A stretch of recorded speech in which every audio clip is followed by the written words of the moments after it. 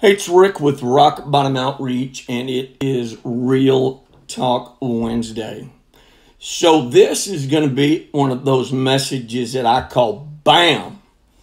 I mean, BAM in the kisser. This is going to hurt, but we got to own it. And understand, man, a problem's not a problem until you realize and are willing to admit you have a problem. And this could not be any better written than it is, because it's a fact. And it's something I'm not proud of, and none of us should be. So, Matthew 7:1 says, "Judge not, that you be not judged." Say, okay, cool. Don't be judging others. Easy enough. Is it? I don't think it's that easy. And here's why. Jesus instructs with regard to judging others is very simply put. He says, don't. And I think with that tone, that coaching tone, don't. All right? The average Christian is the most critical individual known. Bam. Criticism is one of the ordinary activities of people, but in the spiritual realm, nothing is accomplished by it. The effect of criticism is the dividing up of the strength of the one being criticized. The Holy Spirit is the only one in the proper position to criticize, and He alone is not able to show what is wrong without hurting and wounding. This is true. Think about it. All right? And He alone is able to show what is wrong without hurting and wounding. It is impossible to enter into fellowship with God when you are in a critical mood.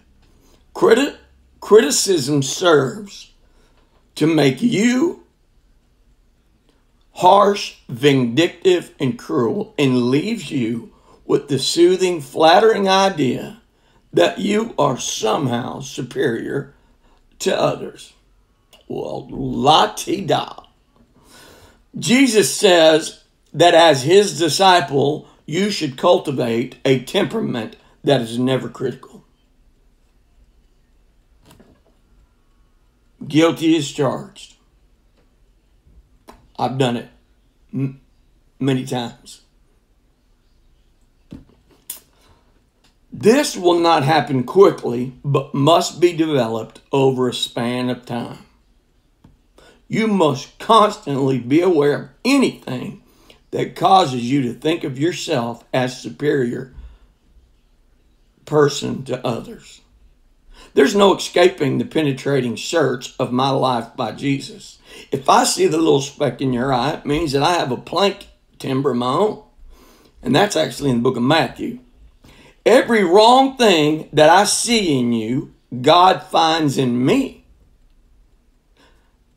Every time I judge, I condemn myself. And read that in Romans 2:17-24. Stop having a measuring stick for other people. There's always at least one more fact which we know nothing about in every person's situation. The first thing God does is to give us a thorough spiritual cleansing and cleaning. After that, there's no possibility of pride remaining in us. I have never met a person I could despair of or lose all hope for after discerning what lies in me apart from the grace of God. I don't think there's one person out there that's a Christ follower that could honestly say you have not done this. Recently, I was in a store. I can't remember who I was with. But I was like, man, they could at least take a shower or go in there and grab a can of Axe and spray it on yourselves. Man, there's no excuse for stinking. There's not. I think, man, you could always freshen up. I'm not right in saying that. I'm a butt for saying that. I just watched a movie yesterday called Outback, and this girl and a guy ended out in the outback of Australia, lost and alone. Ran out of water, food very quickly. So he said, we're going to have to drink urine. She's like, nope, not going to do that. Well, she kind of passed out, and sure enough, he started drinking urine, and so did she. And I might have said, man, why do y'all smell like pee? We've been lost in the outback, and we had to drink our own urine. You couldn't have stopped at the stop and go or something? Stop and go in the outback? I'm not Crocodile Dundee.